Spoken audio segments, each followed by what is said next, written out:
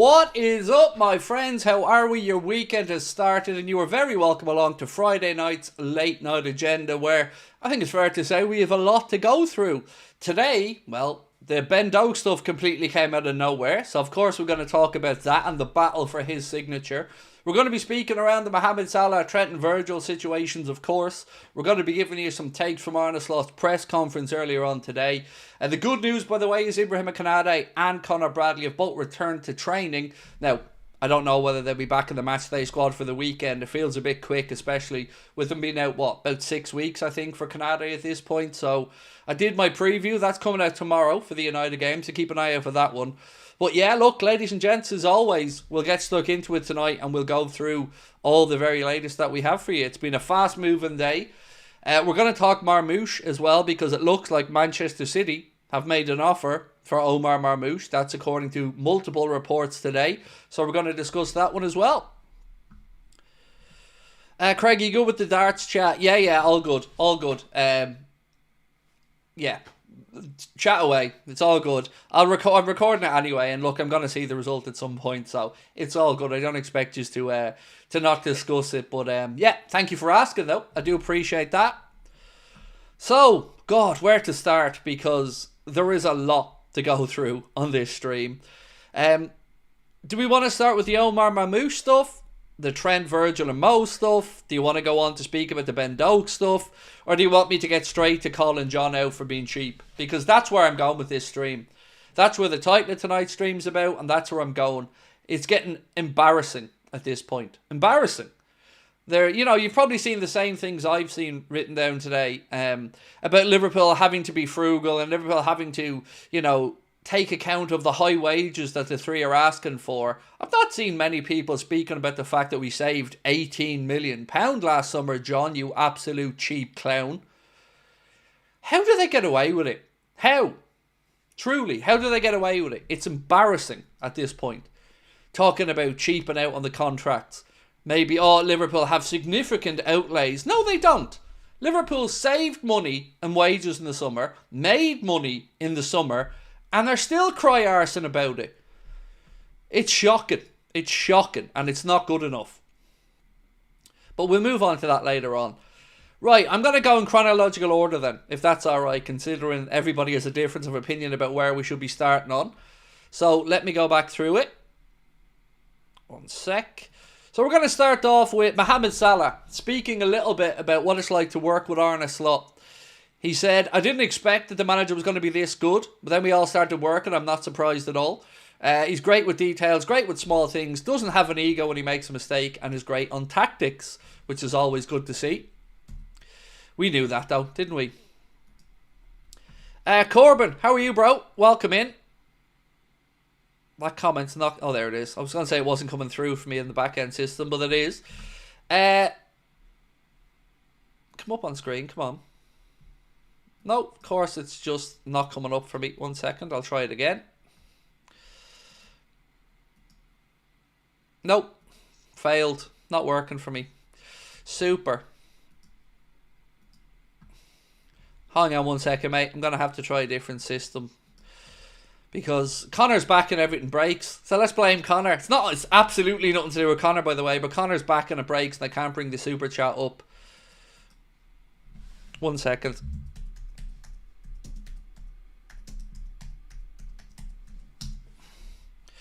Right, Corbin, bear with me. I'll read out your comment and then we'll get back to it and bring it up when I can. John Defo won't buy Lurpak was the comment from Corbin.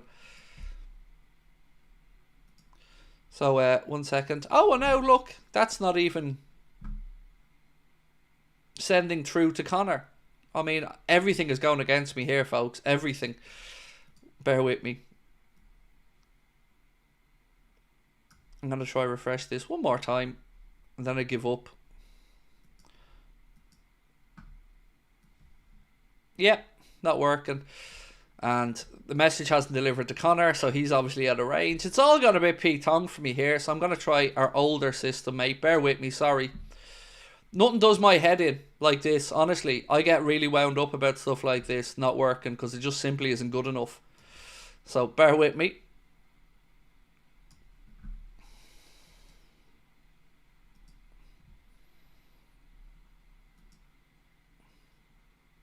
Come on, work.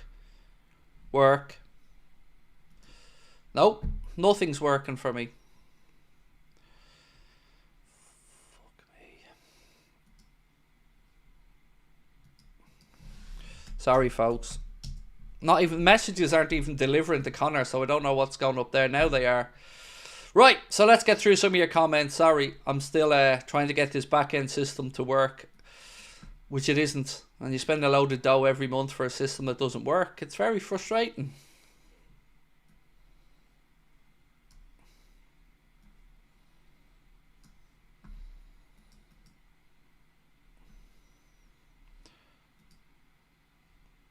Connor's brought the comment up on screen, but that's not going to work for the whole stream. We're going to have to figure something out. 1 second. This is what happens with these things with me, by the way, is it ruins my flow, gets in my head, and then I completely just can't think in what I'm talking about. So bear with me while I figure this out for a minute. It's just not making great viewing, I would imagine, folks. I apologise.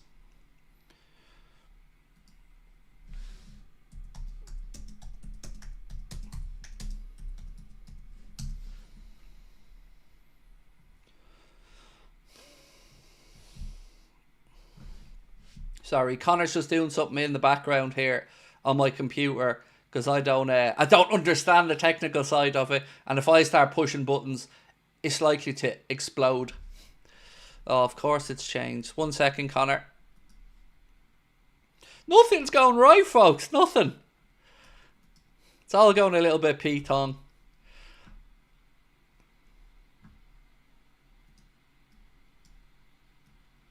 Oh my god, fuck off. There you go.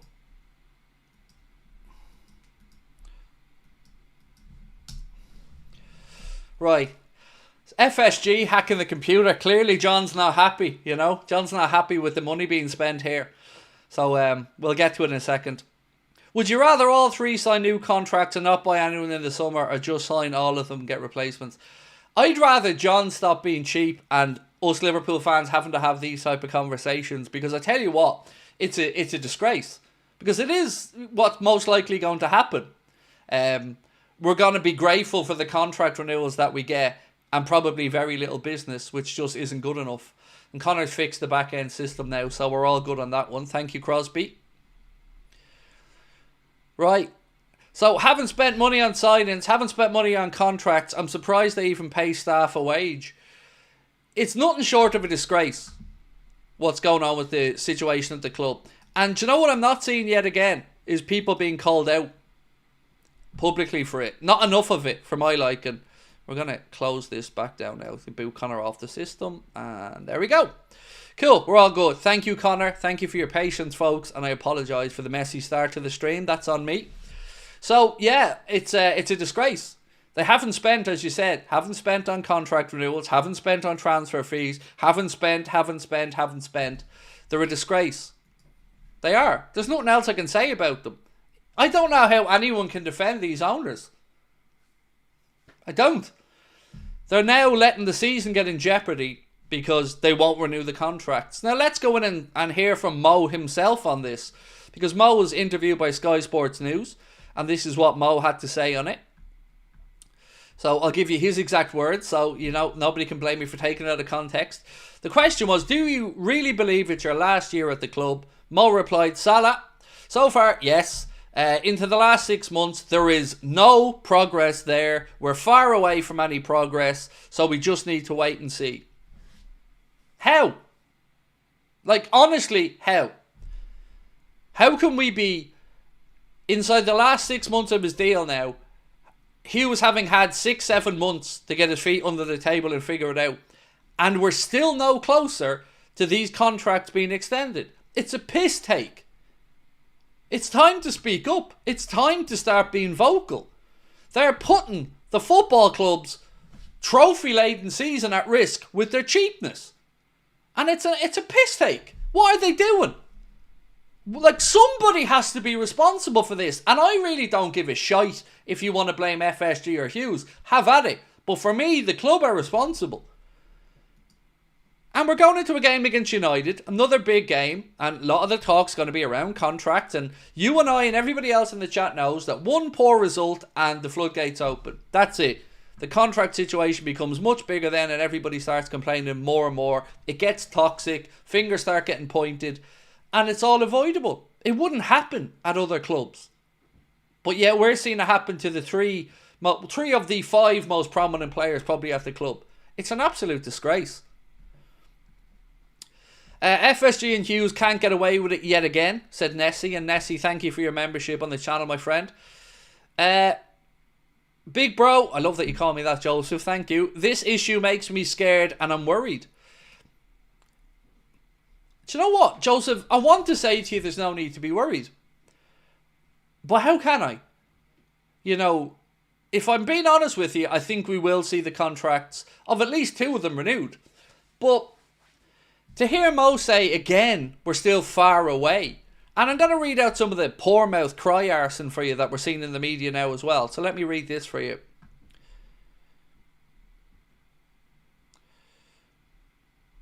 So, this from Chris Bascom.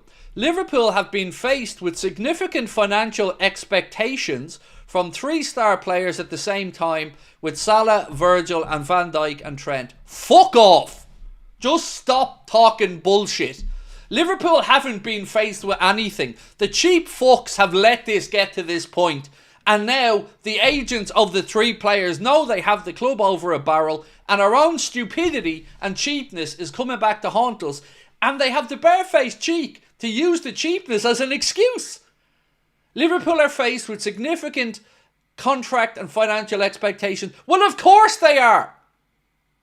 Because you've got the best player in the world, the best centre-back in the world, and Trent, 26, about to enter into a period of his contract where he can walk out the door for free. You bet your arse they have serious financial wants. And why might that be? Oh, I don't know. Because the idiots running the club let it get to this point? And then they point the fingers everywhere else and want a big smack on the arse and a round of applause for it. Oh, Liverpool are facing significant... Fuck you! Write what should be written. Liverpool are facing up to cheap arse owners that have put themselves in this position and then want to use the money as an excuse for not paying? The fuck are they doing? It's enough's enough, like. We didn't get any transfers in the summer because they're cheap. Then we were promised the big hoo-ha with the contract which nobody sorted out. And now we're cheap arse and face lose Omar Marmoush to Manchester City. They're an absolute disgrace. They're a piss take of owners and I'm fed up with them. The manager's brilliant. The player's brilliant. The season so far on the pitch, absolutely top notch. Couldn't fault it. But it's all been undermined yet again by those cheap fuckers in Boston who haven't even got the balls to show up. Oh, they're empowering Richard Hughes and Michael Edwards. Empower these nuts. Because they're about as empowered as a fucking chihuahua to go and beat up a Rottweiler. It's a fucking joke. It's a joke. I'm sorry I'm getting angry.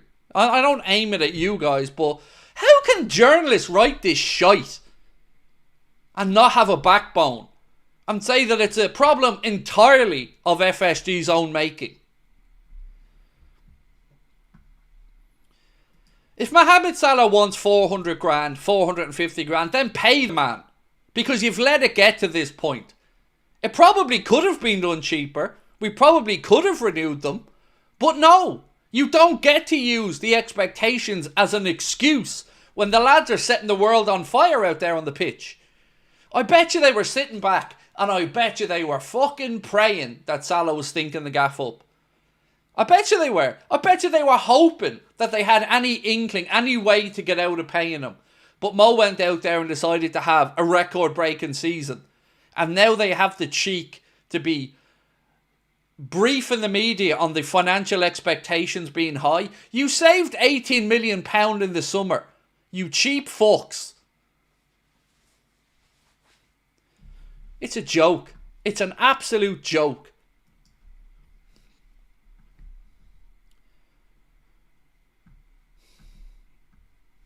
Don't forget they still haven't replaced Thiago and Matip. I know, man. I know. 17 to 18 million quid in saved wages between Thiago Alcantara, Joel Matip and Adrian San Miguel leaving. And they haven't had to replace any of them. And here we are talking about not having money again.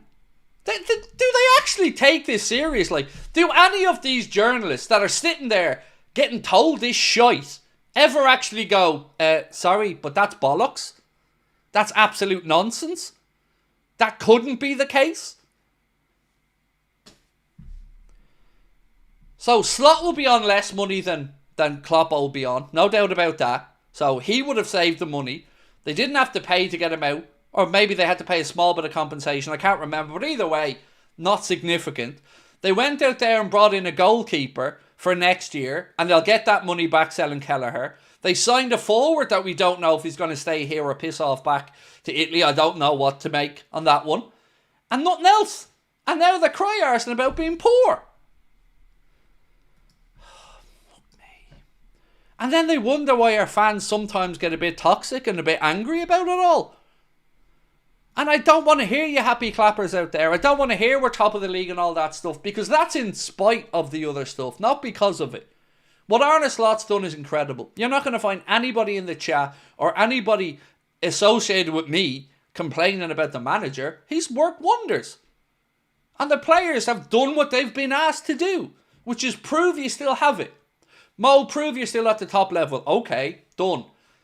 Virgil, prove you're still the best centre-back in the world. No problem, done. Joke.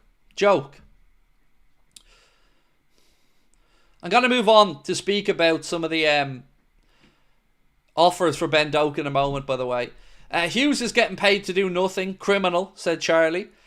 Well, he's either getting paid to do nothing or he's getting away with doing nothing. But either way, he's doing nothing. You're right. He goes to a few games, looks there like a big robot heading them, and absolutely nothing. And then you've got agents coming out and going, oh, he's got no empathy. He's like a robot. Well, robot's broken and needs an upgrade. I'll sort it out. Put me in, coach. I'm not even joking anymore. Give me the budget and I'll go in and sort the contracts out in 3 days. I'm not even joking. It's an absolute piss take. Does this man have no charisma, no charm, no ability to actually fulfill his fucking job? Or is he having to operate with a hand tied behind his back because John W. Henry won't pay? Either way, we need to know. This is why Klopp left. Massively overachieved, in my opinion, said Paul. Another one from Joseph said, Big bro, please do a show in Africa. We love you. Mate, I'd love to get over to South Africa for a show. I've said it loads of times, my man. Toronto looks like we're doing this year, but keep in touch. I want to get over and say hi to you all. FSG out. Everybody post on Twitter. You can't penny pinch when you let the assets decline. FSG have a duty to ensure the right people are employed to do the job. So no doubt we'll be told, you know, no stones being left unturned. Everybody's doing their best. Everybody's out there. But what, you know, you're not stupid people. We're not all idiots. We know that they've sat on their hands, or that they just won't get to the number. It feels to me like they're trying to scapegoat players. Like they're trying to make out like the expectations are unrealistic. And then they'll use that to leverage them out of it and say, no, well, we weren't paying it. It's just not good enough. Again, they're potentially destabilising a season where we're flying with their cheapness. Have this issue every year. Hashtag FSGO for 2 weeks, then quietness. Love this club with all my heart, but our heads need a wobble if we want change.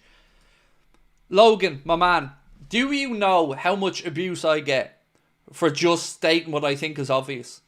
Do you know how many really high up influential people in media have messaged me saying that it's embarrassing seeing the Where's the Money John thumbnails? And I don't tell them all the same thing. I don't give a fuck. I'm right. You don't have the balls to do it. That's my response to them. Because I can't see how anybody that's even semi-intelligent thinks that this is acceptable. And whoever you are that supports FSG and thinks that they are the saviours of the club, I have some questions for you as well. Because how? All that they've done is bled the club dry of talent and not replace them. We need to boycott home games, force their hand, said Donovan.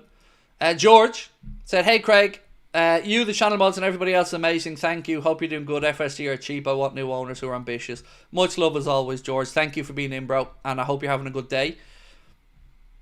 And thank you for being with us as a member for 16 months, George. That's really appreciated, young man.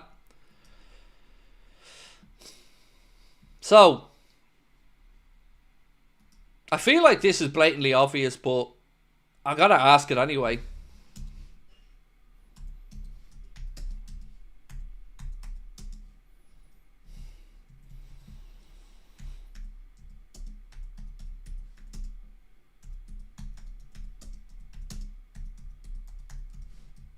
So here's the question. Again, you can interpret this however you like. Are FSG doing enough as owners? Because I want to be balanced in these. I know people think I just rant, but you've heard me praise them. You've heard me say thank you for the manager. You've heard me talk about the main stand and all the other stuff. That is the answer we get all the time from people when you try to be critical. So question is, have they done enough as owners? Please feel free to vote away on that one. And we'll see how you guys are feeling about it. Because right now, I'm fuming. My blood's boiling. Honestly. So I'm going to read through some more of the stuff that broke this evening for you. We'll start off with the Ben Doak stuff, because I think that's very interesting. We seem to have a load of people wanting Ben Doak, by the way. It started off with a £15 million offer came in for Ben Doak from Crystal Palace, which Liverpool rebuffed. Then we had a £16 million offer that came in from Ipswich. And it's believed Ipswich are going to come back with another offer. Now, depending on who you read about this, you'll get answers ranging from Liverpool don't want to sell him. They think he's the best player in the Championship. And they want to keep an eye on him to see if he can get to the first team. Or you'll get the numbers 30 million. So, one of those two. Now, normally, a normal fan base that are used to the owners pulling their weight would say 30 million quid's not bad. Maybe it's worth selling them. Maybe it's worth putting a buyback clause in. Maybe it's worth, I don't know. But we both know, all of us, that we ain't seeing that money. So if Ben Doak gets sold, well then, that's 30 million quid that won't be reinvested because they aren't reinvesting. And that comment, who was it? Logan, I think it was. This one. This comment, Logan, if I could pin this comment at the end of every transfer window, bro, you're spot on. We get the big furore for a few weeks. They hope that something happens, be it a good victory, or something happens to change fans' mood for a little bit, and they glide their way through another transfer window without pulling their weight. And you're right, people forget. And it's very easy to be lackadaisical when you're winning the league. Of course. Anybody who's going to come back to you and say, but we're winning the league, they have a point, of course they do. But like I've always said, to me, this is all in spite of the owners, not because of. What Arne Slot's done is remarkable. So, again, what could we do with actual backing? Dynasty is the word that I keep saying, because it's possible. Doak's not going to make it at Liverpool, so may as well go and better himself elsewhere, said Finstar. Do you know what? When I spoke with David Lynch about Ben Doak, I want to say it was a couple of months ago at this point. And look, football does change and things do evolve and move quickly, but the plan was always that he wasn't going to make it at Liverpool from, you can go back and watch the videos. The thought process was that he was basically being fattened up like a goose and that he was going to be sold on for profit because Liverpool didn't think he had a future really at the club. So, 30 million quid if they can get it, fair enough. It's a lot of money for a player we brought in from Celtic for next to nothing. But again, do we use that money? And do we even need to sell him? Because let's be honest, we shouldn't. If we're that hard up for dough, why are we allowing players walk out the door constantly for nothing? And then we move on to Omar Marmoush. Because when I read this, I'm not actually joking, I punched the wall when I read this. So, two things. First one is a report that says, from Egypt, from a journalist, that said, official, now I don't know how official this is, Omar Marmoush joins Manchester City from Eintracht Frankfurt. Then there was another report that comes in that said, Manchester City sent a contract proposal to the agent of Omar Marmoush. The Egyptian is interested in the move and Manchester City's project. Marmoush has already talked with the board of Manchester City.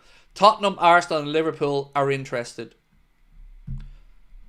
That's great. We're interested though, so that's alright, you know. They'll put the dough up and actually do the fucking work to get him in. But we're interested, so, you know, who's the real winner here? Interested FC or literally falling apart at the seams FC, who are still able to go out and attract them, who might be relegated, who may have a huge sanction over them. They're still able to go out and do business. But us, top of the league, top of the Champions League, no, we sit on our hands. Embarrassing. Marcus said, in my opinion, this season is just hiding the cracks. That's kind of where I'm going at, Marcus, with the in spite of the owner's part. Because, look, I think Arne Slot's overachieving. I do. I think Mohamed Salah's overachieving. I think, like you've said, there are some areas of the squad that we're right there. Like, one more injury in defence and we're up shit creek. Yes, Canada and Bradley are back training now, but Gomez is out. So we're back to 3 centre-backs again. And we don't have the Gomez cover to go across the back line if he's out injured. We still haven't brought the midfielder in, who, by the way, is available this month. What are we doing?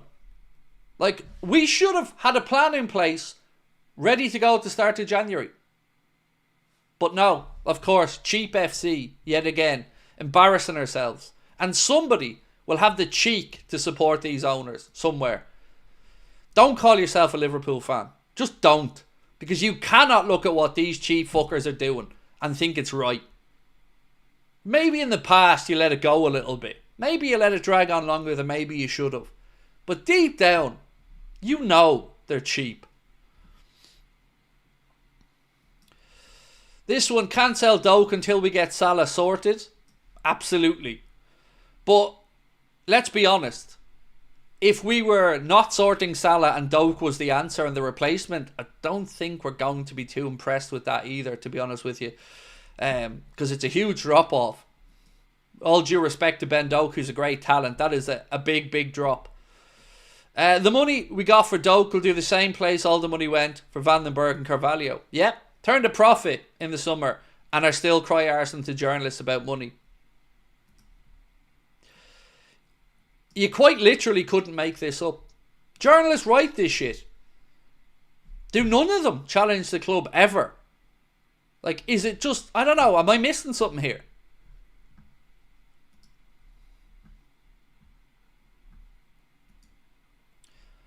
Do you know what?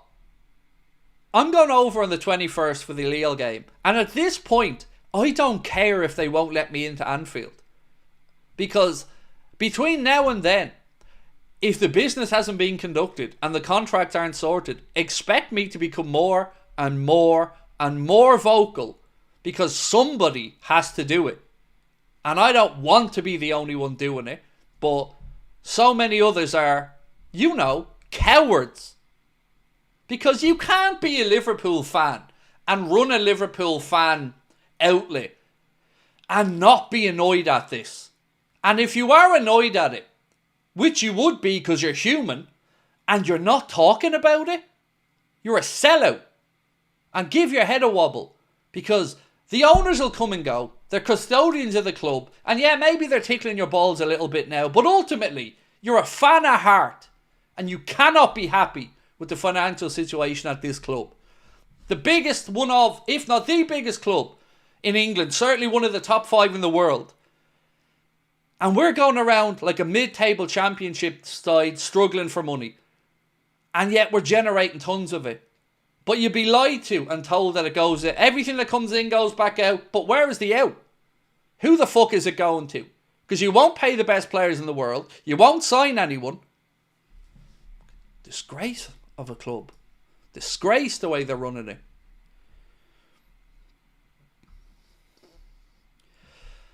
19th of December 24, Wolves hired the manager. Today, Wolves agree £16.6 million fee for Ron Agadou. Open talks with Cunha over new deal. Our club, nothing. Yep. That's where we're at, bro. That's where we're at. You'll get the... Pick any one of these you want. These are the answers you're going to get. January's a difficult market to operate in. The club will hold their nerve till the summer where they think that there's more value. I.e. the club are cheap, won't spend any money, and in the summer you'll be lied to and manipulated again. Or Liverpool are fully focused on the wage renewals or the contract renewals for the lads. The contract renewals that they haven't sorted in 6 months. Zubamendi's available. Have we done that yet? That should have been done and dusted in a day. I don't know what they're doing. I don't know how Richard Hughes is stealing a living. But for the love of God, somebody at this club needs to have standards.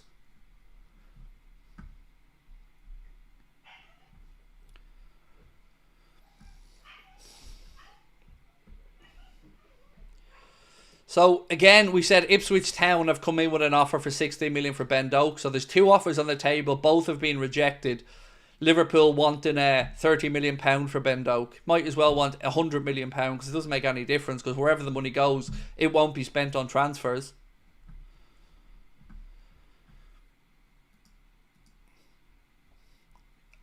Please somebody tell me who the 12% of people are in the chat that are answering yes to have FSG done enough as owners. Please, for the love of God, tell me why. Or tell me you're trolling me at least. Or you're an opposition fan. Because honestly, I refuse to believe any Liverpool fan is happy with the owners. Not with the football. Football's great. Manager's great. League position's great. But that's not down to anything brilliant that the owners have done or Edwards and Hughes have done. Because they've done nothing.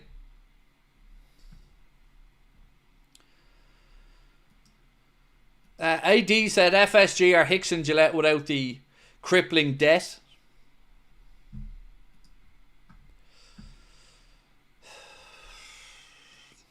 I don't know. Right, Alexis McAllister. He's been speaking and he's had something nice to say about the manager and the club, which is good to hear. Alexis said, I want to say thank you to Arne Slot, the coaching staff and my teammates as well, because while they were running a lot, I had a week off in between because I was suspended. It was really important for me to be able to be with my family and enjoy some time with them and recharge the batteries, which is good. You know, the more rest we can get our players, whether it be them not getting called up for internationals, or in this case, you know, Alexis having a suspension.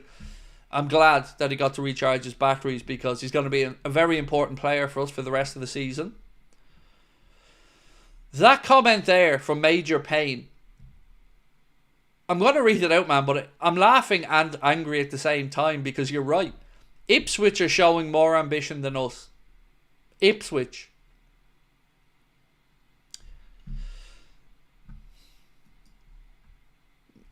It's right. This holding their nerve till the summer shite is so embarrassing.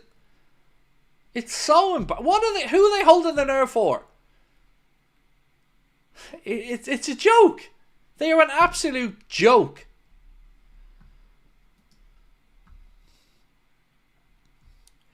So, Arne Slot's been given some updates in his presser ahead of the game. He said about Trent, I can tell you that he's playing on Sunday and hopefully he brings the performances of the first half of the season. You saw how much he wants to be here and wants to win here. We all saw that against West Ham United. The pass they gave to Mo. I see him in training every day, working his arse off. He will play on Sunday. Also, about Van Dijk, the manager was full of praise there. He said, I have a long list. Game intelligence, big, strong, fast. I was really impressed by his possession, and that was from the first session. I was like, wow, he can delay his choice, play the passes through the lines. He is a complete player, one of the best players in the world in his position. Of course, even for Virgil, we would like to see improvements. I'll tell Virgil this. He's one of the players that leads the team from start to finish, training, exercises. I hear one player, and that's Virgil. Positive energy, has done really well. That is the standard at this club. They have to keep that level, and that's what they have done. Mo and Virgil for 8 years now. So the manager says all of that, praises praises Virgil, praises Mo, praises Trent, says how great they are, how important they are, how intelligent they are, how good at football they are. And do we sign them up to new contracts? No. We just give Real Madrid the encouragement to come in, and PSG have also put an offer forward for Mohamed Salah according to reports. But that's okay though, because we're holding our nerve. So morally, we're winning.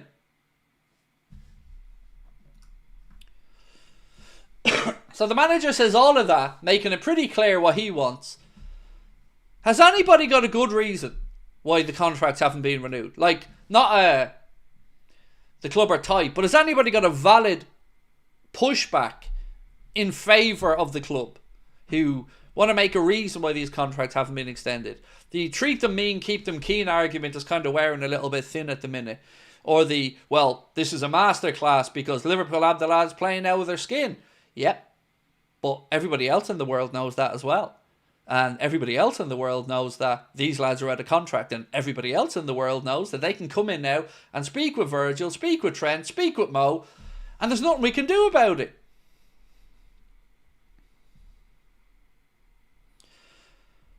We sound like the ugly bloke who's saving himself for marriage. Yeah, I'm glad there's always a bit of humour in the chat, folks. So thank you for that one. But it's crazy. Birmingham show more ambition and they're League One. So look, we've had over 1,000 votes and 88% of people have said that no, FSG are not doing enough as owners.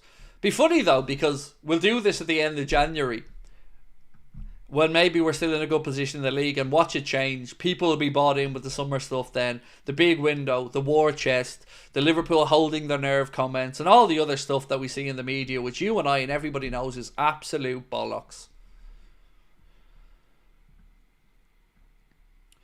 Pitaluga is in talks to join Fluminense on a permanent transfer. So there's another one out the door maybe. Another goalkeeper out the door. So we'll get rid of Kelleher. But don't mind. Don't be silly. We won't get top dollar for Kelleher because he's got 1 year left on his contract. So the geniuses at the club have made sure that when we do sell Kelleher, we get nowhere near his full value out of it. So well done on that one. And also now, Pitaluga looks like he's off. The goalkeeper that was brought in, the next great thing from Brazil, he's gone back to Fluminense, according to this one here. So it's all great. Bringing in all these great young talents and then letting them go again while not investing in the first team. Genius.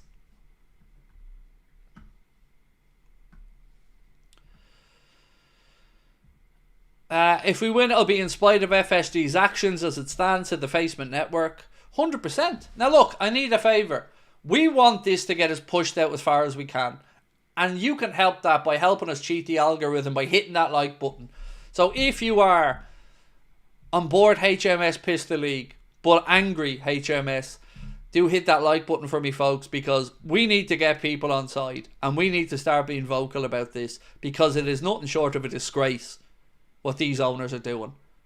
And staying silent all the time on everything is also a piss take. Because it feels like we're being mugged off.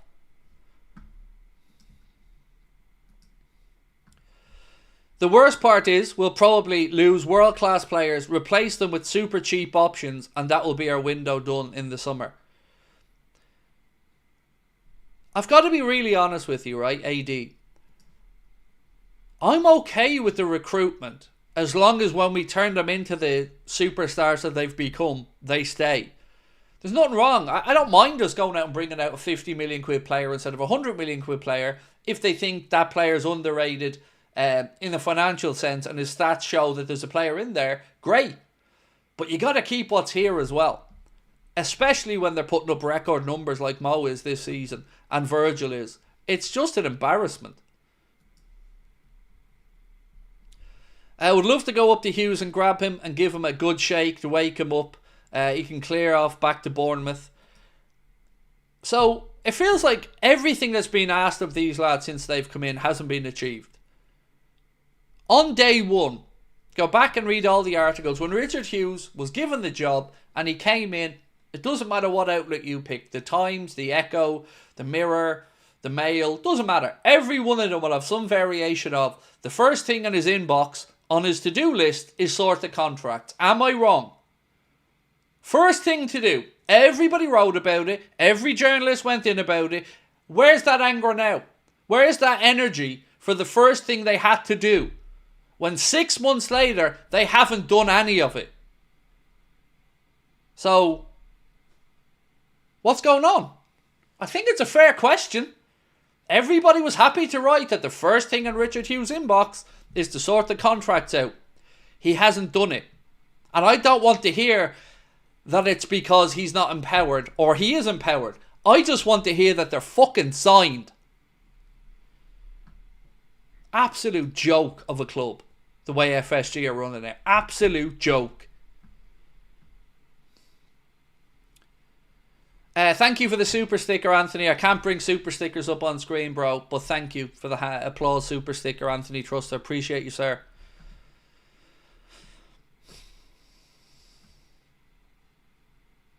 Salah agents are in for Liverpool talks. If it's not sorted by Monday, then rant. I mean, do you not think that they've talked with his agent before, mate? Just because he happens to be in this week doesn't buy them carte blanche to not get it sorted. Like, let's say, for 1 second, just hear me out. Let's say Real Madrid decided they wanted Salah. They won't, but let's say they do. And they say, right, well, Mo, there's 500 grand a week, and there's a 10 million quid signing on bonus, or a 15 million quid signing on bonus. We're not running the risk of that. And Mohamed Salah, if I think we've learned one thing about the man, it's that he likes to be respected. He likes to be valued. He likes to be feeling like he's getting his worth. And most of us will agree, at current form, he's probably the best player in the world, but he's not being paid like the best player in the world. So why is it that they won't pay the man when he's doing more than we could have hoped for this season? So either come out and say you'd never any intention of paying him and you were just hoping to run this down and that he'd either take a lowball offer or it would become... It feels to me like they're almost blagging it until someone else shows their hand. Until an agent says enough is enough and they can point the finger at them. Because there can't be any rhyme or reason to this. To potentially jeopardise a dressing room, trophies, for a few quid. How much have you saved between not getting them sorted between the end of the season and now? Surely that's enough to pay the extra little bit that you might feel a little bit uncomfortable paying.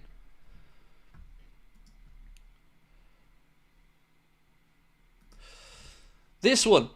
Last year, we were top in January and it all fell apart end of May, all because FSG refused to help the departing manager and now they're doing it again. And guess who was calling it out back then and saying exactly what you said, bro? This guy. Only for I get ridiculed and laughed at and told, but we're in a great position. Everybody else would love to be where we are. Yeah, but where were we in May? You know, when they were handing out the medals and the trophies? Where was the quadruple we were chasing then? Oh yeah, we got the League Cup. Cool. Did we win the Prem? No. We allowed City to win it for a fourth time. We allowed Arsenal to build up and gain confidence. By sitting on our hands and doing nothing. So you're right. And it'll happen again this season. Might not be in the league. We may build up enough in the league that we'll get over the line. But when it comes down to the business end of the season, if we have an injury to Gravenberch or Van Dijk, then all that good work's undone. For cheapness.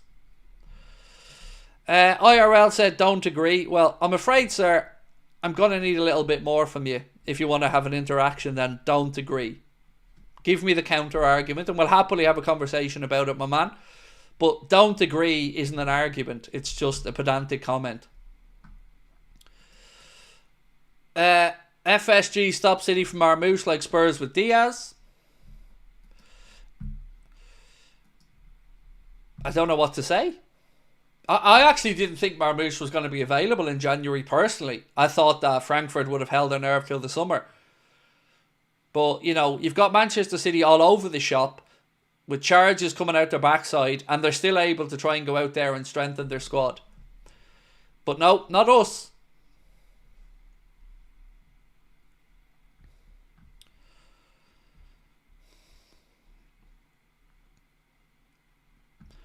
So this from Sky Sports. Liverpool believe Ben Doak is the best player in the Championship and he's said to be one of Palace's top targets this month. Isn't it funny that in a difficult market, everybody else is somehow able to at least go after a target or put in an offer, but we are always, you know, keeping our powder dry because we have grand plans that never really seem to come to fruition.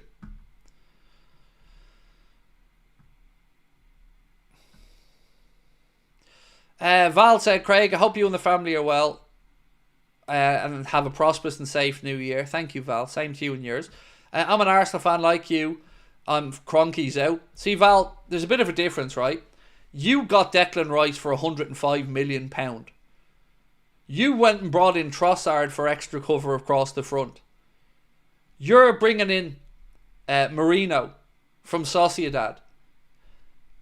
I find it very difficult to compare our owners to Kroenke when Kroenke has backed Arteta a lot more than we've seen our owners back any manager. So I get that you're frustrated, but I would kill to see Liverpool sign a £100 million midfielder like Declan Rice. We tried, we failed, and we haven't done anything about it since, other than fail again, which was trying to sign Zubimendi. Now we've got Zubimendi available, and we're probably going to watch him sign for Arsenal or Manchester City. Sonny Hughes said, I'm sure whatever happens with these contracts, it will all work out in the end. I hope. Look, if I'm being really honest with you, Sonny, I think Virgil and Mo get worked out. I think we get them sorted. I hope we get Trent sorted. And I'm not saying we definitely won't, because I'll be honest, like I have all the way through, and say, I don't know what's going on with the Trent situation. I don't think anybody really does. Unless you're in Madrid, in which case they seem to know it all, at least according to the Madrid journalists. Dave said, hi Craig, thanks for a great show. Well look Dave, firstly mate, thank you. And secondly, I apologise. I don't want to be on here being angry and shouting. I hope nobody feels I'm shouting at them, because I certainly amn't. I'm grateful to have you guys here to let me vent, and I sincerely appreciate that. You said we've been told that contract for VVD and SALAH should be sorted and things are making good progress and we should not worry, but SALAH comes out with this comment. Yeah, it's a very fair point. And look, let me read out the comment just in case people haven't seen it that Dave's alluding to. So he was interviewed with and look, to be fair to Mohamed Salah, I thought he was jovial in how he dealt with it, but he was asked, do you really believe it's your last year at the club? Salah's response, so far, yes. Into the last 6 months, there is no progress there. We're far away from any progress. We just need to wait and see. And the man wants to be here, because there is an offer on the table for him from Paris Saint-Germain, according to multiple reports, who are willing to offer him €600,000 per week. Now, I don't think that's a realistic avenue for Mo, because let's be honest, he's too good to go and play in the French league. He's too good to go and play with a PSG team who aren't really going to win anything other than the French title and maybe the cup, but who cares about that? It's an irrelevant league, if we're being honest. So he's not going to go there. So it feels like, it's almost like FSG are daring Rami Abbas to go, okay, well, where else are you going to go? And that's okay for a little bit. But there has to be some reality to this at some point, where a best and final offer gets put out. And somebody has to blink, because this can't carry on.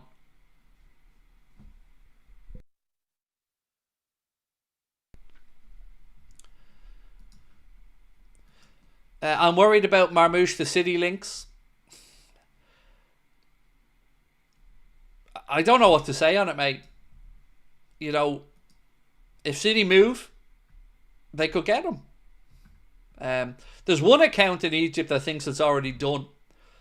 Apparently it's a fairly decent Egyptian journalist. I don't know how to read Arabic, so I don't know how to read the name or anything, but the tweet said, official Omar Marmoush joins Manchester City from Eintracht Frankfurt. A player that was begging for Liverpool to come and get him. A player that is right in our sweet spot, price-wise. So if it isn't Marmoush, and it isn't Gyökeres, who is Liverpool's forward going to be when we move on Darwin? Because right now we have an opportunity to get Marmoush and shift off Darwin to AC Milan. Why not make that happen? You know, that to me would be common sense.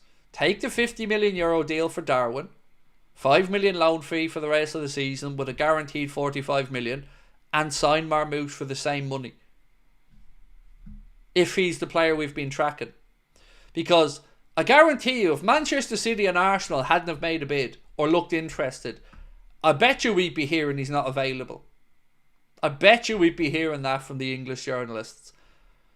that, oh, it's a difficult month this. Can't go get players. Of course you can. And a load of clubs are crying out for money, which makes this even more galling. That we have the ability to flex some financial muscle and to stand on the necks of some club who are a little bit all over the shop and get away their prized assets. But no, we'll probably sign Jonathan David on a pre-contract because he's coming for free. That'll probably be what we'll do, even though we don't know how that's going to work out if he does come in. But hey, and he's not a name that we've seen mentioned too much until the free contract aspect of it start coming up. And then all of a sudden, obviously, John doesn't need the little blue pills then if he understands that a free transfer, you say? Red Panty night there. Harry said, my only hope is Arnott is so chilled about the contracts. Let's see if he's so chilled if he hears that Mohamed Salah is talking with another club. Or if one of them does just get fed up. You know? Then let's see if he's chilled. I don't know. He's very optimistic. Everyone's very optimistic. That's great, but it'd be nice to have some results.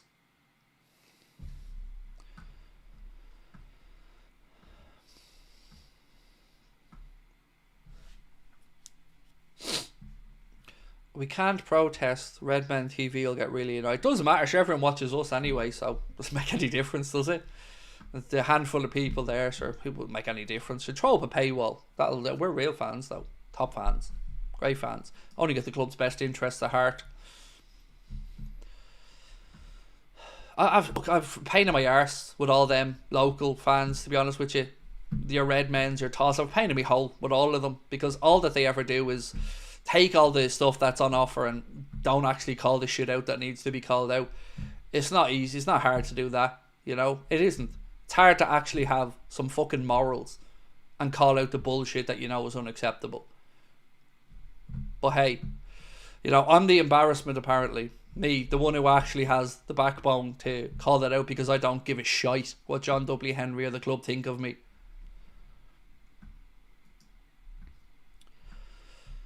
Opinions on Gibbs White. It was a very... I don't know if it's genius or the height of stupidity is the honest answer on Gibbs White. Yeah, I don't know. To be honest. Because it's easy to look at Forest season and see how well they're doing, and they are. But I can't say I focused too much on them other than when we played them. So, yeah, it was an interesting one when I seen that link yesterday.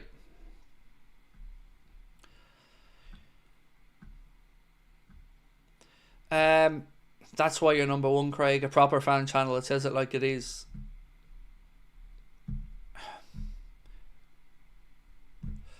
Look, let me say this. If I was in someone else's position and I had access to Champions League finals, on stage at big fan park events, interviews with Jurgen Klopp, interviews with players, and I was having my ass whooped by a fat bald prat from Ireland, I'd be embarrassed by that. Honestly, I would. But, you know, that's just me. I'm a competitive son of a bitch, and I came into this game to get to the top, and I didn't care who got in my way, and I don't care who I piss off doing it, because I'm going to say what's on my mind. I say it from the heart. I say it honestly. And I don't give a fuck who cares, you know, because my numbers speak for themselves and I must be doing something right. I must be saying something that's resonating with people because I'm a realistic man and I think you're realistic people. You can see what's in front of you. You can see the owners taking the piss. You can see it. You know it. I know it. We all know it. But it's just some people won't say it. And until some people start saying it, I'm just going to keep getting bigger and bigger and growing out and going further ahead and leaving them in my wake. Last match day, look at the numbers, absolutely rinsed everyone. It's not because I'm a particularly charming or good looking fella, it's because I'm honest. That's all people want.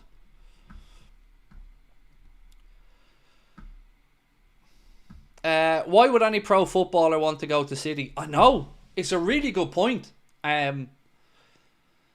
I ask that so often. I can't for the life of me figure it out.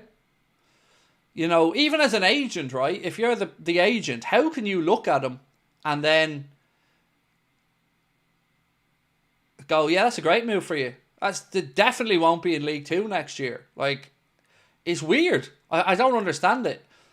And to be fair, I think it was Miguel Delaney was on the end of year back pages thing on Sky and raised the same point. Like, how do you recommend that move when there's so much up in the air there at the moment?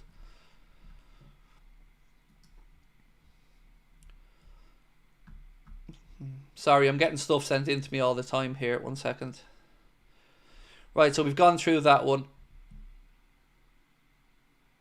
So, the move to take Pideluga to Fluminense is going to be a free transfer, but Liverpool are going to keep 40% of the player's rights. So there you go.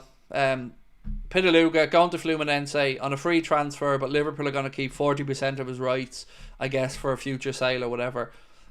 This piece here from LFC Transfer Room say Pideluga's desire to join his boyhood club helped negotiations. So, yeah, I don't know. Best of luck to Pideluga on his move. But that's another goalkeeper out of the goalkeeper department. Why would any footballer want to go to Man United? Money, money, money, money, money. That's why. Because Man United have a habit of overpaying. Just look at Marcus Rashford.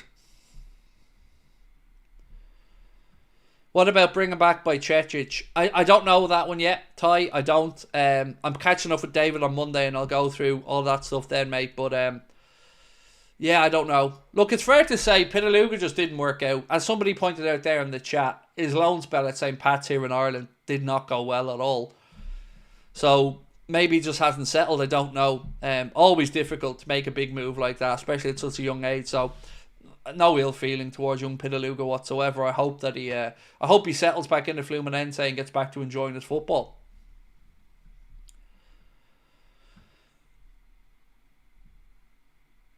Craig, you speak for the rest of us when you don't have a voice. Keep up. I don't know whether sometimes people get embarrassed by me getting so angry. I don't know. I'm only ever trying to say what's on my mind and be honest. And if that honesty is a little bit cutting at times, I can't help that. But when you're in this situation and you're looking at the owners and the contracts and you don't see the whole fan base come together to call it out, it's infuriating. Because I don't care what your viewpoint is, you can't be happy about these 3 contracts not being renewed yet. You just can't.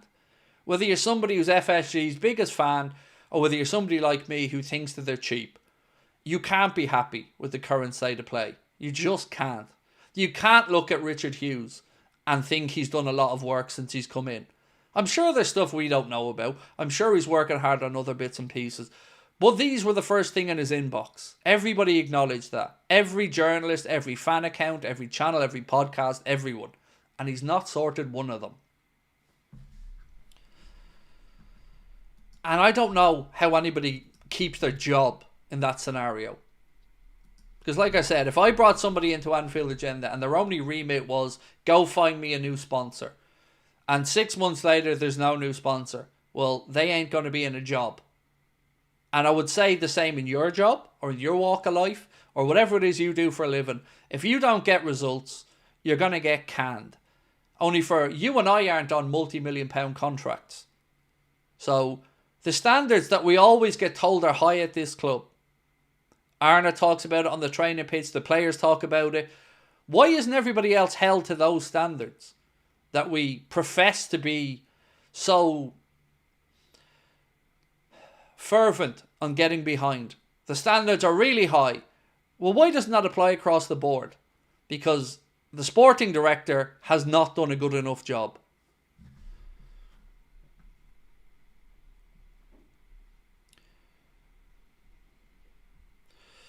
Your man giving out about a lack of money, has an £80 million yacht parked in Aberdeen. I don't know what to say about the owners. And I don't care about John's personal wealth or toys or what he buys or what he hasn't got. I just care that he does his job at Liverpool Football Club, which is being a good custodian of the club. And that doesn't just mean increasing the value for when he sells it. It means keeping us ultra competitive and standing on Man City's throat when they're weak. This is a chance to make a statement and to show Arsenal and Man City that this isn't going to be a one-off. This isn't going to be a one-season fluke. Liverpool are going to dominate, and there ain't a damn thing you can do about it. Because we could do that. Because we've got an incredible manager and the bones, more than the bones, a brilliant squad, and we're trying to undermine our own season now with cheapness. Not only am I not happy, said the Faceman Network, I'm worried that this is going to start affecting future signings. Why come here if contracts can't be sorted in a mutually beneficial and timely manner over and over again? I don't know, mate. I don't know. Honestly, I don't know. I can't figure out the game plan here. I can't.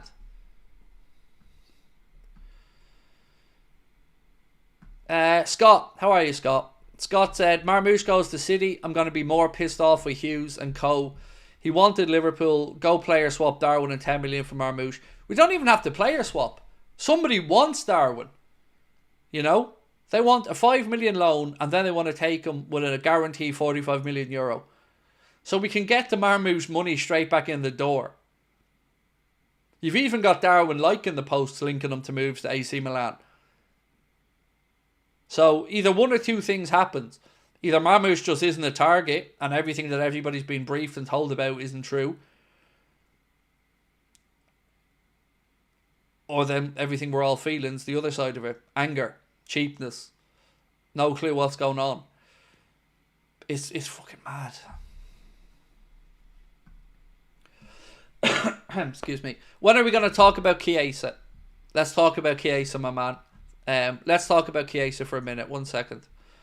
I'm just going to grab my notes here on him. So with Chiesa, I'd like an honest answer from the club on whether there's any opportunity for him to go out on loan this month or not.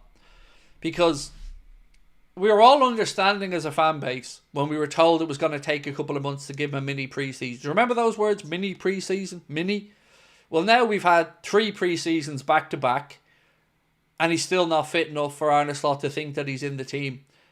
He hasn't had a load of injuries. So somebody's telling Porky somewhere. And then you see all the links with Fiorentina, Inter Milan, I think, and other clubs in Italy wanting to bring him back on loan. Then you start to see stuff coming out from the English side about Liverpool weighing up what's best to do. Well, at the same time, briefing everybody that there's no opportunity for a loan, that's just stupid. Liverpool have a long-term vision for Chiesa. All these stories are out there. All of them undermining the club. And they won't wrestle back a narrative. They just sit there doing nothing. I don't get it. If we brought in Chiesa and it's for a long-term plan, brilliant. Then just say over and over again and brief journalists, there's no point in asking about a loan. It's not happening. Chiesa's here for the long term. If that isn't the case, then stop wasting everyone's time and money and move the kid on if he doesn't want to be here or you don't think he's going to be fit enough or whatever. You know, Chiesa looks like a lovely fella, always smiley, and I've nothing against the man whatsoever. I don't know what's going on in this situation, but it feels weird that we're now halfway through a season and he hasn't started, I think, 1 game in the league. It's mad. But it's taken up a spot in the attack.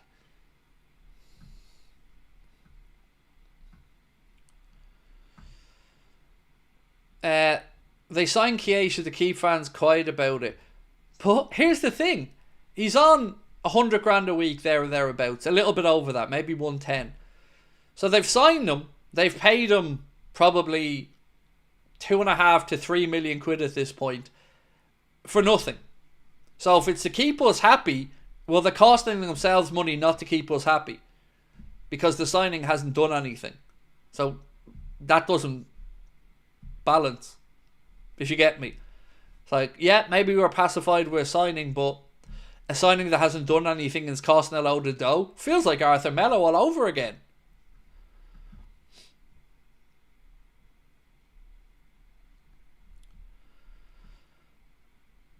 Will Chelsea's blip end tomorrow against Palace? I have no idea, Petter. You guys are too far away now to be worried about by me and Liverpool, to be honest with you, mate.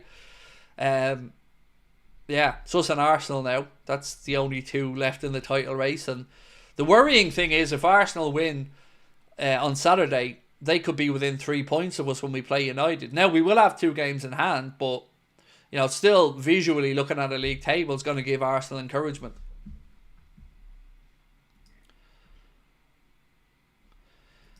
Sean Edwards said, if we lose Mo, FSG will be finished. Granted, but let me just up the ante a little bit there, Sean. Never mind the Mo thing, which would be, as you've said, terrible. The Trent thing is inexcusable. Because here you have a £100 million player, a local boy, that you've let get to a point where you're going to lose him for nothing if he walks out the door. That is financial mismanagement of the highest level. It is asset mismanagement of the highest level. It is stupidity of the highest fucking level. So, how did the brain trust let this happen? Because they've played themselves here. And it's embarrassing.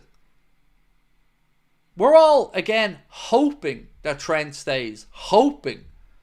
But there's a very good chance he doesn't. And if he doesn't, they have let a local boy who wants to captain the club and dreamt about doing it piss off to Madrid for free while cry arson about having no money. And they can stop it by giving him a contract offer that is close to what he thinks his value is. But they aren't doing that. It doesn't add up. It just doesn't add up. You can't constantly save money and then not use it. You saved, even if you just took the money that you saved for the contract in the summer and gave it to the lads for contract extensions, it's still balancing out. I don't get it.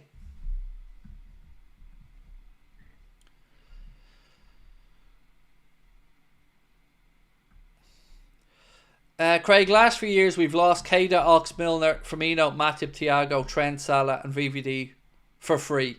Well, we haven't lost Trent, Salah and VVD yet. But you're right, there was some stat that it was like we only got a transfer fee for 6 of the last 14 signings or something like that. Yeah, there was some stat like that we only brought in a fee. We let Wijnaldum walk out, still haven't replaced them. Thiago's gone, haven't replaced them. Matip's gone, haven't replaced them. Kelleher's about to go for less money than he should be going for because we basically waited till the last year to sell him and we won't see the full value of him. All these things from the brain trust who were told they're geniuses and run all their algorithms and numbers. Does any of them actually be tested for having common sense? Has anybody actually sat down and think, are these people suitable to do this? Because I have all the faith in the world in Edwards, but I don't know where the fuck he is in all of this. Firmino for free as well. It could go on and on, mate. You could go on and on with the list. Oh, Luke won the darts, did he? That's brilliant from fair play. He was destined to do it. He's an incredible talent, young man. And to do it at 17 years of age like that is, what can you say? It's absolutely amazing for him. Delighted for the lad. Don't know him, but what a night. Wow. Imagine doing that at 17, like. Fucking hell. That's amazing. Did anyone hit a 9-darter at him, by the way? No. Was there only 9 darters in it? But that's incredible. Fair play to the lad. That's like, what a career he's going to have ahead of him. Like, how many world titles is Littler going to win? Like, just incredible.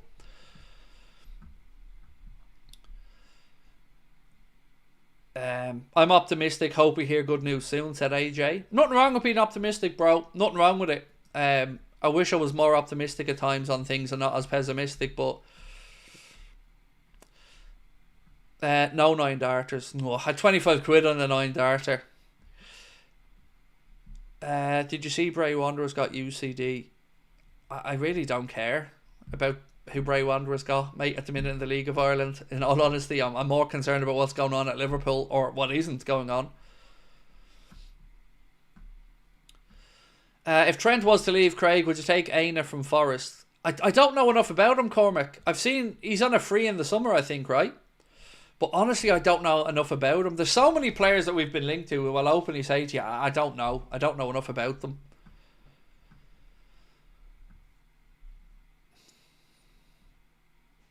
Mane for a cut price as well. Yeah, what was that? 30 million euro? Something like that for Sadio. Have I watched Squid Game? No, I won't watch anything that's dubbed or anything like that. It's just not my cup of tea. I'm in the middle of watching Yellowstone. Start watching that in the last couple of days, which is interesting. Sam said, optimism is great, but given experience a foolhardy thing to be, only despair lay here.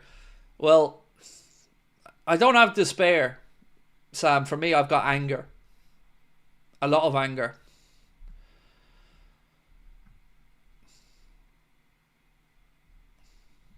Do we know how close Bradley is to returning? He's training.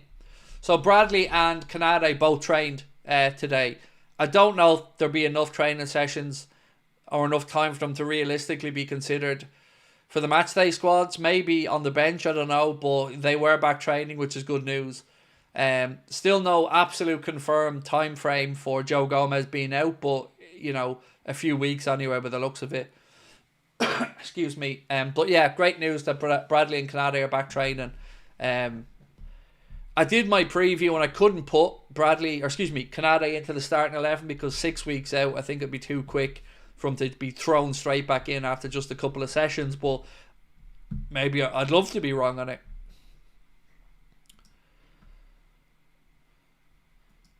People suggesting Aina won't happen. He's 28, said Charlie. Yeah, and same with Anthony Robinson, by the way. That's not going to happen either. Because, again, his age, and they'd want about 40 million quid for somebody that'll be 28 next year. Or this year, I should say, sorry. Marmoush is expected to sign for City, said Jamie Talks Football. I know, mate. We've been speaking about it earlier on. I'm still waiting for all... You know, Nike, when they were coming in, they were going to open up markets for us and we were going to be able to sign loads of players and, you know, be a behemoth in world football financially because of all the stuff Nike was going to do for us. I'm still waiting for that. I'm still waiting for the generational talent that we're always ready to sign, but we've let 4 or 5 go past us. I'm still waiting for a lot of the stuff. I'm still waiting for the under-promise and over-deliver that keeps coming out of John and Tom's mouth.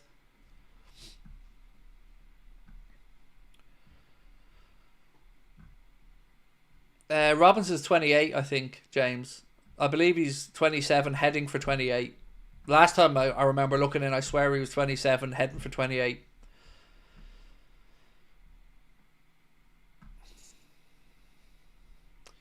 Ashley said, yep, we don't want the Romero Van de Ven situation where Slot throws Canade straight back in. Yeah, exactly. Arteta does that quite a bit as well, where he's rushing people back in.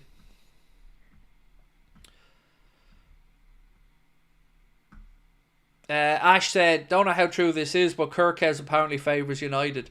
So the thing that I'd seen about Kirkes was that he and his family grew up massive fans of Vidic and United. So I do believe that he and his family are United fans, but you know, you would hope that he wouldn't be silly enough to let that, if there was a move to Liverpool, win him over. Because if you're looking at it from a career perspective right now, there should be only one choice, a pretty clear choice about what the better club is and what the better prospects are. But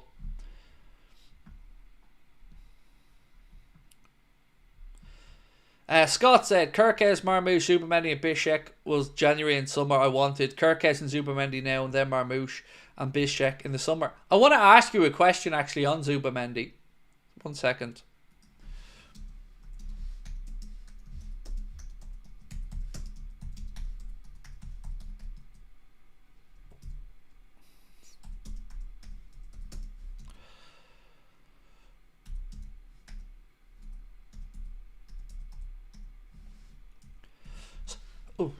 don't know what this was there, sorry. Straight question. Do you think Liverpool sign Zubimendi? Now, I don't mean this month. If you want to knock it on to the summer, I mean ever. Do you think Liverpool sign Zubimendi? Yes or no? Because a couple of accounts in Spain are saying he's available, but there's a differing of how interested Liverpool are. Some people feel like we're not very interested. Others feel like that the bridges haven't been burned yet. And my understanding is that the bridges haven't been burned yet either, but I can't speak to whether Liverpool act or not. Arthur, thank you, mate, for your super chat. Arthur said, I know they're both 21, but I think we can start Bradley when he's back from loan, Stevenson to back up. The latter had a good pre-season showing versus Arsenal. Look, I have every faith in Conor Bradley. Every faith in him. Ideally, I would like it another season before he's pushed into starting every week. But if Trent does depart from Madrid, I've no doubts in my mind that Bradley can step up and fulfill that role. Still rather we had both of them, but you know, I do have every faith in him. AD said, yep, they won't even pay 40 to 50 million for so-called generational talents that can last 8 to 10 years. Shows that all they do is lie and make excuses. Don't forget manipulate. There's that as well. A lot of that.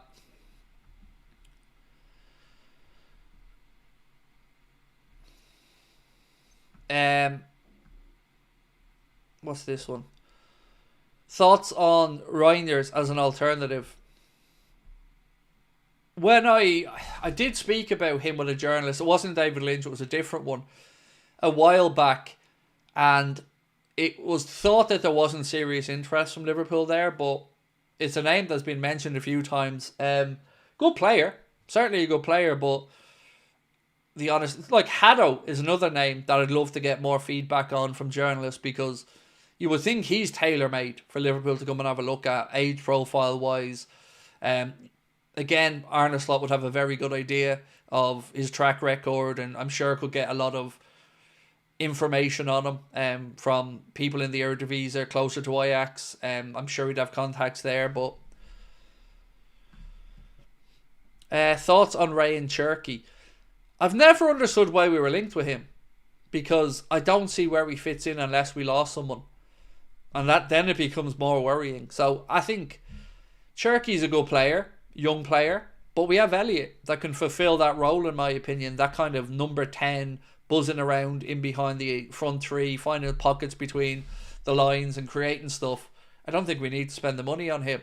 My fear is that he's a cheap option should we lose Mo or something, in which case I don't even know what to think.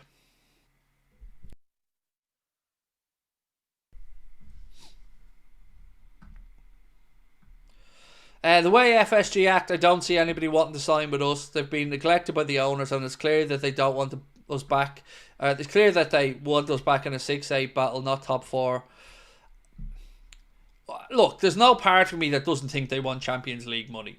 There's no part of me whatsoever that doesn't think they want that Champions League money. But after that, I don't know how competitive they really want to be. Bradley can't match Trent's passing. Nobody can. But you're going to have other people step up in that area. Just let Bradley concentrate on being a right back. And look, he can't match Trent's passing, you're right. But nobody can. Let's be honest about that. If Trent leaves, you're not... It's like if Salah leaves. You're not going to go out and get somebody to come in and do what Salah does. You're just not. That player doesn't exist.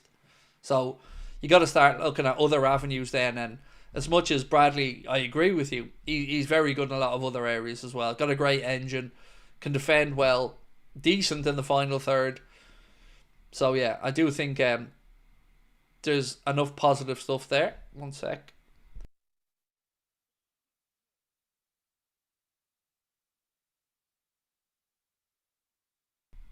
Angie said, if Mo and Salah go, fans will go crazy.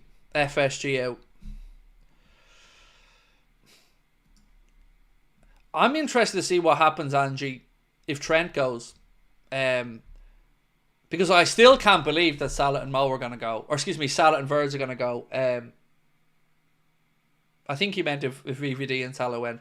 But yeah, I think they get sorted. Because imagine trying to justify to a fan base why you didn't re-sign somebody who's, again, smashing records in attack. It would make no sense, would it? Absolutely zero sense.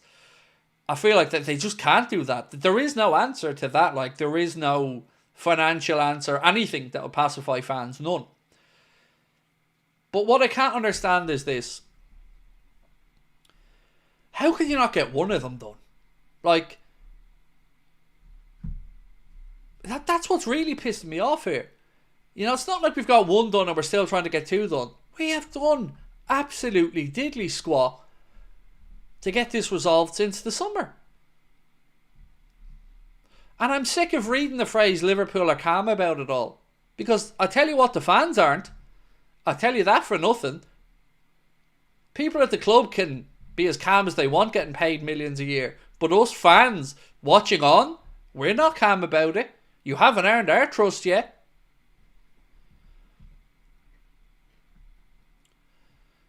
Jobo said, I'm local and believe me, there'll be uproar if Trent doesn't get renewed. Let's wait and see.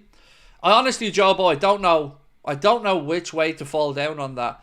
I feel comfortable saying I think Trent's been a bit of a coward on it. People might not like me saying the word coward, but if I love something like the football club and I see it being lied about openly in the media and me being lied about as part of it, I'd have to say something if I was Trent, even if that's what's been written is a lie. But he hasn't. And that winds me up because he can see it's damaging the fan base. He can see it's winding people up. He can see fans are upset, looking for any type of signal that he wants to be here. And he hasn't given it. And I don't care if it worsens his negotiating position. I don't care. At this point, you've had long enough to make your damn mind up what you want to do. So, man up. Virgil and Mo, we know it's down to the club. It's not down to them. It's down to the club to make the numbers work and give them an offer. With Trent, we don't know if there is a number that will make him say, I don't want to go to Madrid. We've no idea. We know he does this, but we don't know what that means.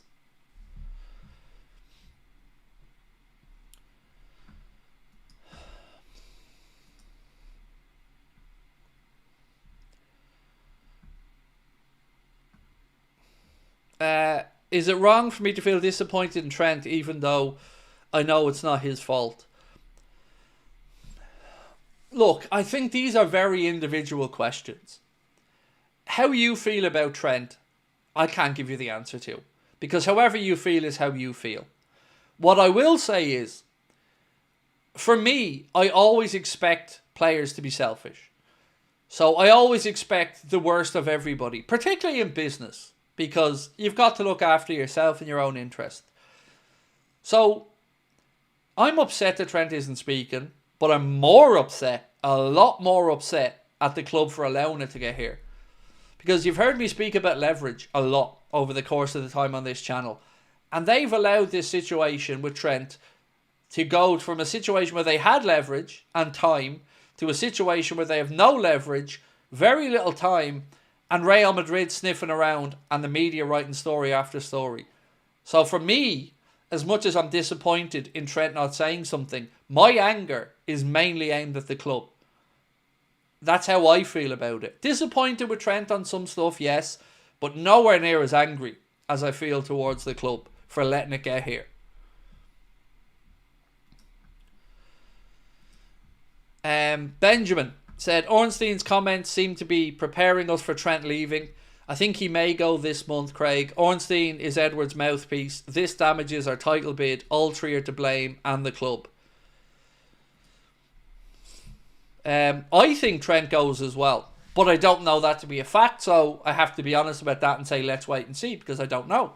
My feeling is he goes, but I don't know that to be the case. So until I know, I don't think it would be fair for me to come on and say Trent's off, because I don't know that. I feel like he's off.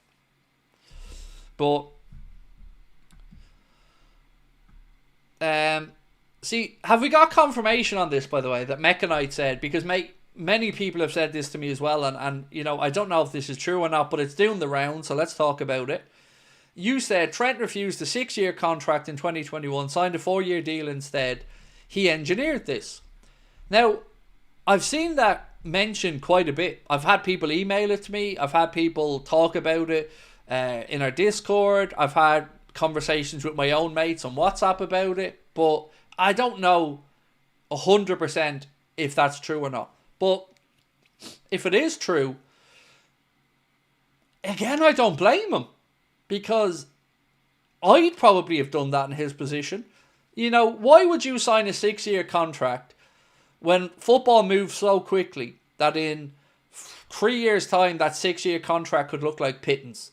So if I'm him, I'm probably pushing for the 4.5-year contract as well. So I don't even blame him for that. If he tried to engineer it, then we had to call his bluff a lot sooner. And that's worrying, right? Because if we're saying that maybe he tried to engineer this, then we have to say that he absolutely engineered it since Klopp left. And I can't speak to before that, but I've always felt since Klopp left, my instinct was that Trent was looking for answers that were answered already and hasn't committed. So I've tried to be fair about it and say, like I've said many times, the checklist. When Klopp left, will Trent be hurt? Of course he will. Will he have questions? Absolutely. Who's the next coach? Arne SALAH. Don't know much about him. What's he going to be like on the training ground? Well, he found out very quickly he's a great coach. He's openly said he's improving his game. Spoke about small details. Your next question is going to be, are we going to be competitive? Well, yes. We're top of the league. We're top of the Champions League. We're playing some good football.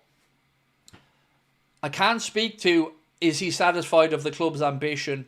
Because I don't know the answer to that question. I don't know what he's been told. But I've run out of things to feel like we need to give him answers for. Now I feel like he needs to give some answers back. Because if you jump ship now, you're jumping ship at a time where Liverpool are in a period where we're going to win trophies. You're not jumping ship like Maka or Michael Owen, where Liverpool were so inconsistent, up and down, smaller trophies, one Champions League season, then 3 in the Europa League. It's different now. So, yeah, if he jumps ship now, it's going to hurt more. Especially because it'll be for free. Sean Solutions, welcome to Anfield Agenda FC. My man, thank you.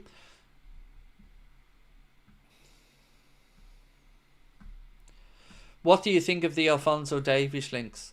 I think that there's absolutely zero chance he signs for Liverpool. Zero. And I mean that sincerely. He's already on a pretty high contract, I believe, at Bayern. And the numbers that I've seen being mentioned that he might look for are higher than the numbers Trent's getting. And as good as Alphonso Davies is, he can't do what Trent can do. So, no, there's not one part of me that thinks there's any chance that he comes to Liverpool, mate. Yeah, none. Benjamin said it's a clever business decision to sign a 4-year deal, but he's a local lad and his media duties make no sense. Local lad living a dream, and Sunday he'll be interesting with the fans.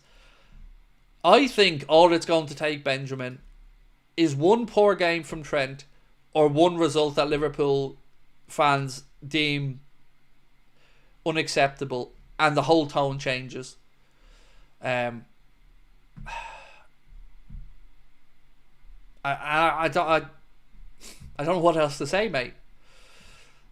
Because yes, you can say it's the right business decision for Trent and all this, but the club know 2 years out is when you start talking, and if you're not getting answers and you think it's being dragged out, then you got to read the lay of the land, and then you got to start forcing his hand more. So I don't know what's going on, but LFC Stu said the worst thing to happen to Trent is that we're challenging for the title. He clearly expected us to drop off and wanted the same excuse as Steve McManaman.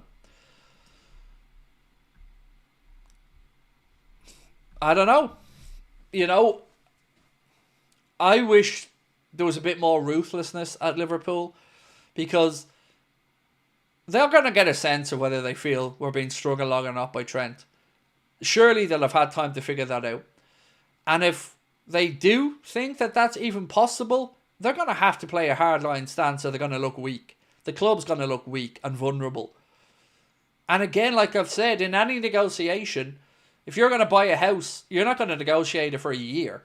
You're going to speak, you're going to get to a point, and then it's going to be, right, I'm fed up of all this, give me your best offer. And if it doesn't work, it doesn't work, and we part ways and we shake hands and move on. I don't get it. You know, a negotiation doesn't take 6 fucking months. It just doesn't. And anyone that tells you otherwise is full of shit. They're complicated. We know that. But all the other renewals haven't taken this long. It's complicated because you're weak. That's why it's complicated and cheap. So yeah. Again, if Hughes can't do the job or isn't up for it, they get rid of.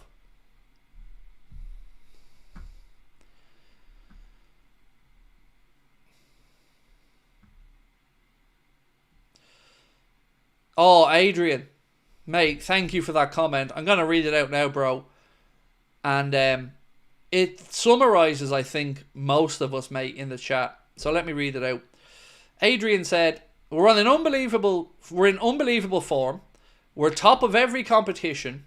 And we still can't enjoy it because of this situation. Not a truer word has been written. Spot on. Because I should be spending my time now taunting Arsenal and United fans. You should be spending your time doing that. We should be in here now talking about who we're going to sign this month to further the gap between us and the chasing pack. Mate, 100% agree with your comment.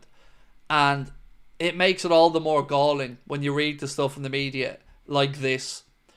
Liverpool have been faced with significant financial expectations from the star players, and at the same time Salah, Virgil and Van Dijk and Trent are out of contract in the summer. Oh, boo-hoo, the players who are coming to the end of their deal want to be paid. Shock fucking horror. Imagine that.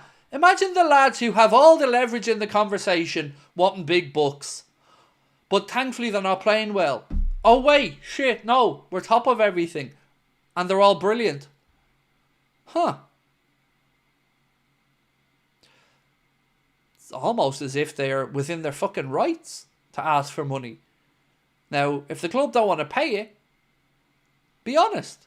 You can't keep saying, Liverpool are going to keep negotiating with Trent. Liverpool haven't had any indication from Trent that he wants to go. Right, but have you had any indication he wants to fucking stay? Because that's something I'm not seeing enough of. You've all seen Liverpool are confident that Trent is giving them the priority, or Liverpool haven't been given a firm no from Trent. Well, have they been given a yes? Have they been told that he doesn't want to go to Real Madrid?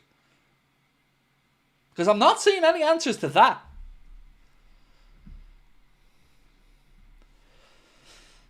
Do you think we get Jonathan David? I believe there's been strong links to Barcelona for Jonathan David on a Bosman, on a free transfer.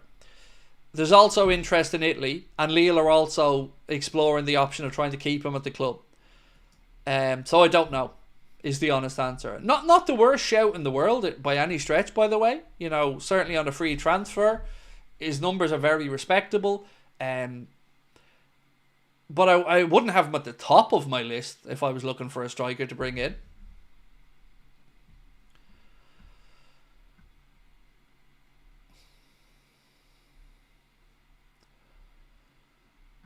$400k a week for defenders illegally. Trent just wants to leave.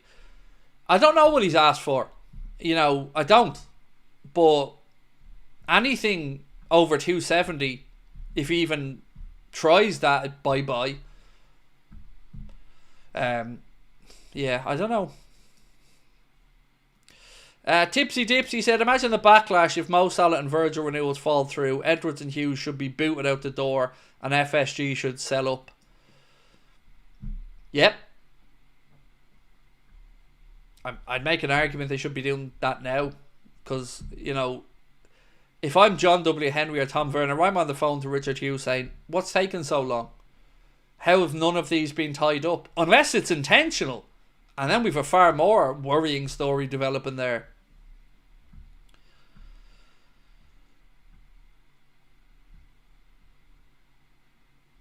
Do you think George Schmadtke would have had the contracts done? Well, to be fair, he was also supposed to be doing these things. So, you know, previous sporting director, current sporting director, they've all let it get to this point.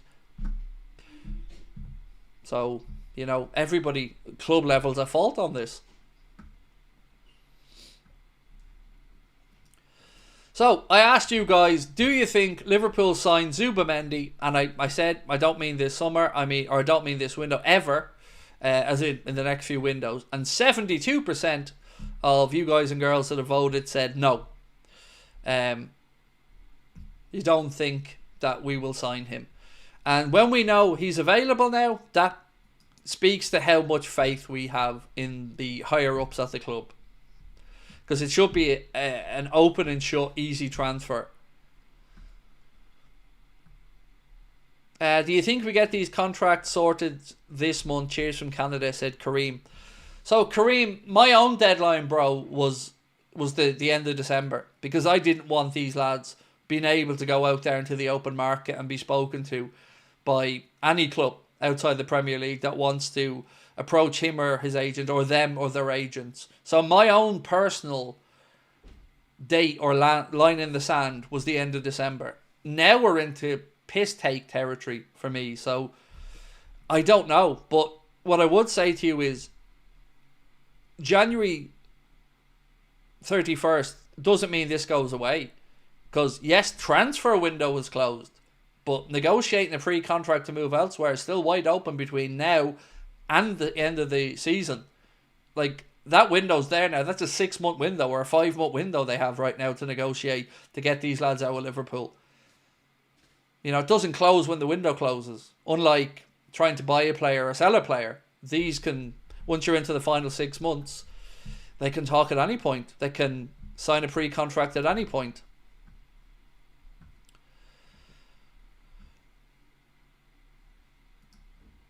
Benjamin said, I really would love to know, has this happened before? A local lad wanting to leave when the club is successful. Can you think of anyone?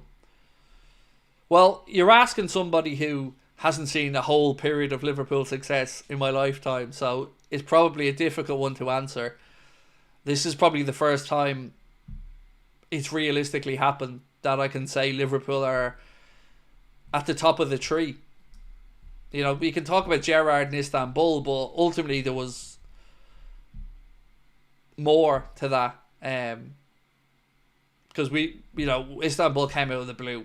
We weren't winning leagues and stuff like that. So, Keegan, people are saying Keegan did, but I don't know. The whole thing just feels absurd.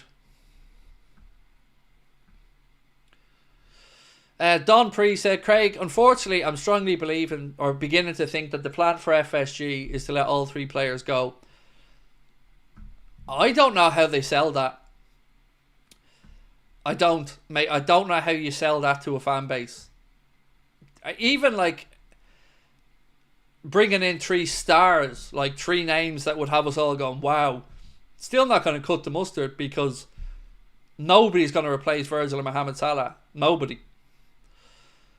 Ryan said, typical FSG, we had such hope with Hughes and Edwards coming on board at the beginning of the season. False dawn yet again and false hopes given to us.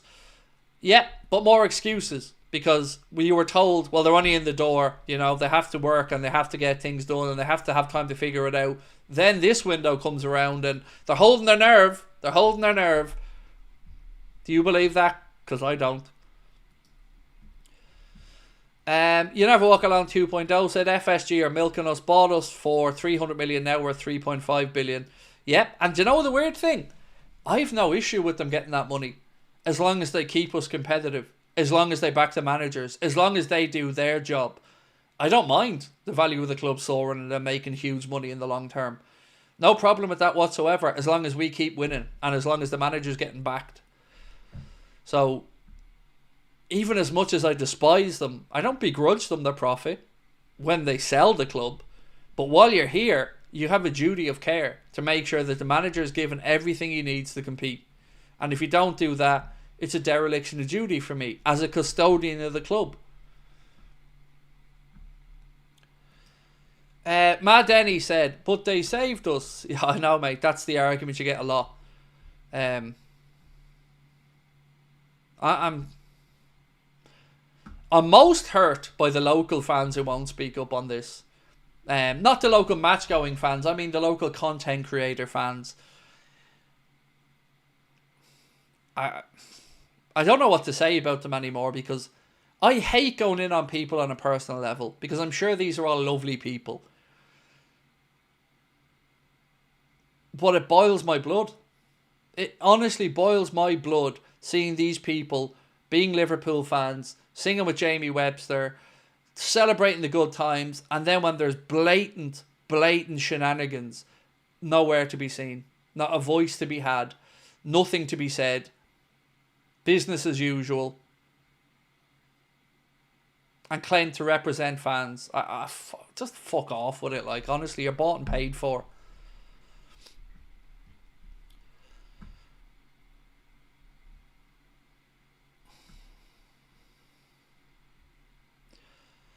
And also, don't forget, you remember the COVID times where Liverpool lost a load of dough and all football clubs lost a load of dough? We sold a minority stake, remember? To cover those losses. So every time they try to make an excuse about money, it doesn't add up.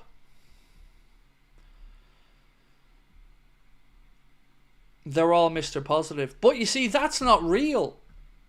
Like, you can't look at Liverpool and the owners right now and think everything's great. You can't. You don't have to be as far along as I am and as angry as I am about it, but you have to be disappointed. You have to be thinking it's a piss take that Trent allowed this position to happen. You have to be thinking it's embarrassing that FSG haven't got Virgil and Mo signed up. You see on the cop, pay him his dough. He plays with a bow, pay him his dough. The fans are speaking up. The real fans.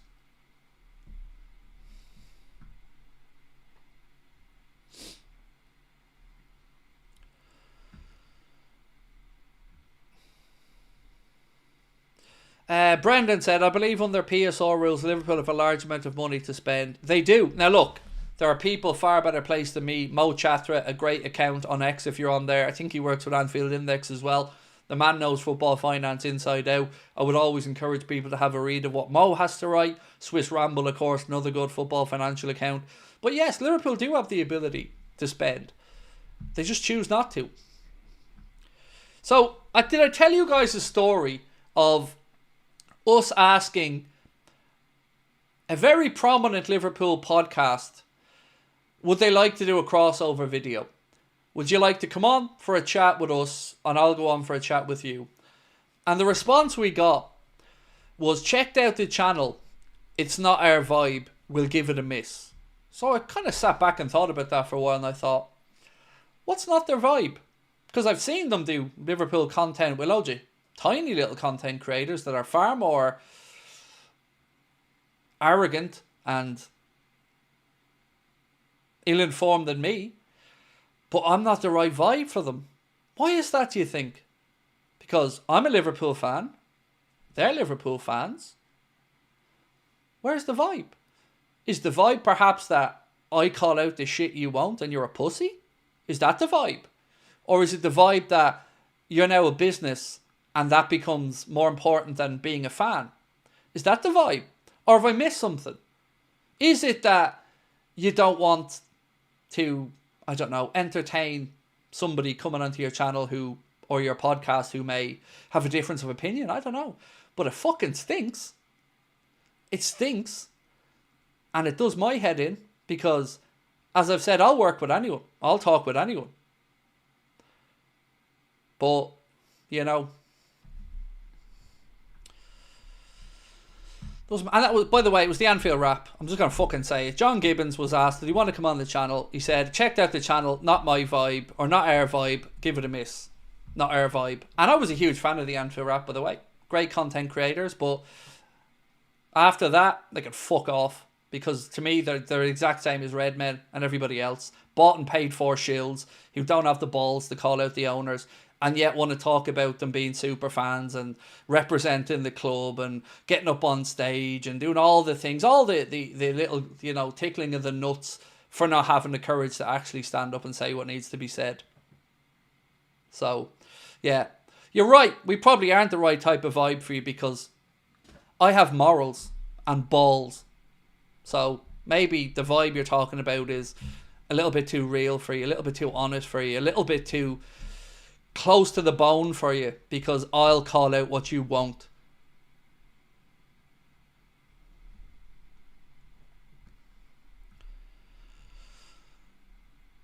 It's a not brand friendly vibe. Yeah, it's an I'm afraid I won't get access to all the corporate stuff vibe is what it is. It's afraid. That's all it is. But hey, I'll just keep being the most watched Liverpool fan in the world and you can just keep being apologists for FSG. Cheers. Percentage on contracts with our 3 players. SALAH and Virgil, I'm 90% they stay. Trent, I wouldn't even give you a percentage because the honest answer is it's a guess.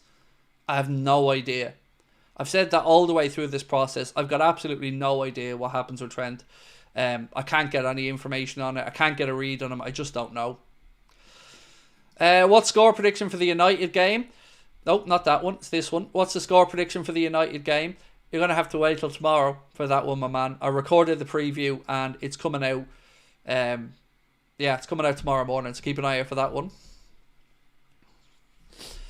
What podcast were you on about? I literally just said it, mate. It was the Anfield Wrap, who I was a huge fan of, by the way.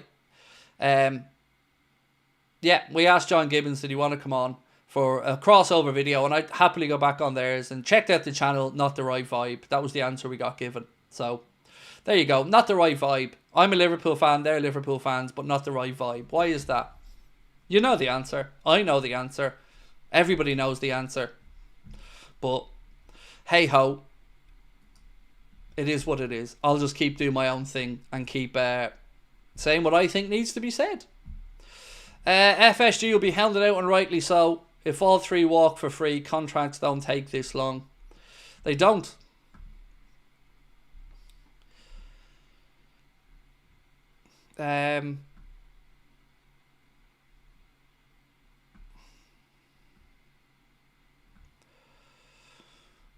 You keep owning it, Craig. Look, I'm just going to keep shooting from the hip. Simple as that. And if people don't like me, tough shit, be better. Simple as. Don't care. Gloves are off. Because it needs to be said. It needs to be said. This club needs a voice of dissent. I wish it didn't, but it does. These owners are a piss take.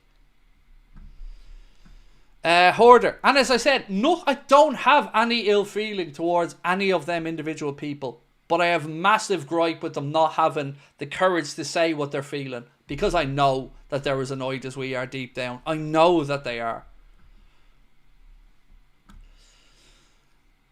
Hoarder. Thank you, bro, for gifting a membership. Very kind of you. Craig, do you read the Tompkins Times? I don't, because he was another one of the people who said that he was embarrassed by our thumbnails and that we won't be taken seriously by the right people if we continue to do things like Where's the Money, John? So I used to have nothing but respect and admiration for Paul, and he'd been on the channel before, and I've only ever been friendly with him. And then I asked him for his opinion on the owners one day and why we've been constantly blanked, and his response was basically, you're not a serious person. So, as I said, I keep getting told I'm an embarrassment and I'm not a serious person. But I feel very comfortable in the points I make because I feel they're sincere. And again, I wish nothing but Paul Tompkins, nothing but love and respect, because, you know, despite that, I still admire the man greatly, and I still think he's an incredible football mind, an incredible mind on Liverpool Football Club, and I think his work is brilliant. I was just really sad by that because I thought we'd always gotten on well, and he'd always, send me a signed book when he wrote them, and we kept in contact, and it pretty much broke my fucking heart, to be honest, to get that message to say I wouldn't take you seriously either. That's a kick in the bollocks. But what can you do? What can you do? You can only feel comfortable in your own skin and keep going forward. Jack Zapper, welcome to Anfield Agenda FC, bro. Thank you. Mark, thank you for gifting a membership as well, mate. Gary Evans, thank you, bro. Appreciate you. Look, ladies and gents, I'm going to go because I've got a video to record in a while with a friend from All Red. So keep an eye out for that one tomorrow. We're going to be chatting with Sam about the United game, the transfer window, and catching up with him. So thank you to Sam for agreeing to come on as well. A couple of super chats just before we finish up. Ryan said, oh no, that one's Daniel, sorry. Daniel said, if we get messed about, FSG out. Love you, Craig. Oh, thank you, bro. Ryan said, this is why we love you. True fan calling out FSG on their BS. You're the voice of all us real fans. Your subscription speaks volumes. End of. I know. And I'm very grateful to have you all. But I might be naive, right? But I thought when I came into the Liverpool content world that we'd all be doing stuff together. And together we'd be stronger than if we were all on our own. And I thought that at times like this, that we'd all come together and we'd all speak out and we'd put aside maybe competitive differences or whatever. But unfortunately, it hasn't been the case. And there's not much I can do about that other than keep doing what I do and hopefully representing the people that do subscribe well, because that'll always be what I try to do. So look, I'll talk to you guys tomorrow. No, I won't. Day off. I'll talk to you on Sunday for the match. And yeah, much love.